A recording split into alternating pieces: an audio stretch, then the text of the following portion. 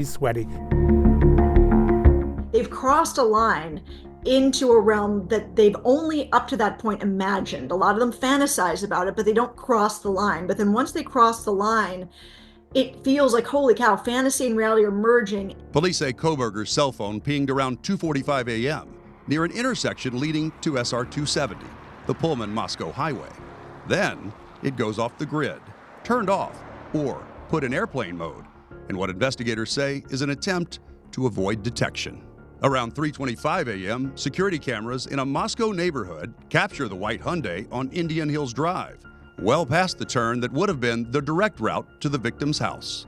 Still, it only takes a few minutes to reach King Road. The affidavit says Moscow police collected numerous security videos when they canvassed the area around the victim's house to see if the suspect or his car was caught on camera.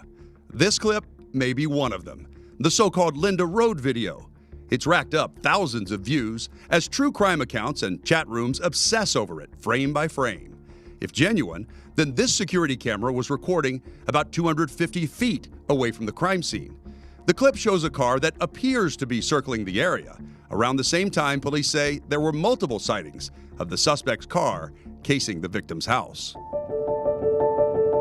Around 4:04, police say Kohberger does a final pass of the house, then heads up to the apartment complex next door, which has a parking lot overlooking the victim's house.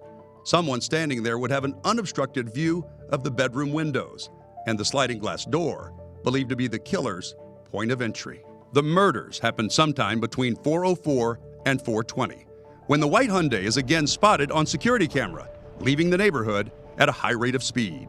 After that, there's a 20-minute gap where there's no footage or cell phone data. But police have a pretty good hunch that Kohberger was headed south out of town. When his cell phone turns back on at 4:46 a.m., he's already far down Idaho State Highway 95. What do you think's going through his mind as he's instead of just going home, he goes for this road trip? Well, because he's still hyped. He's got to come. He's got to try to.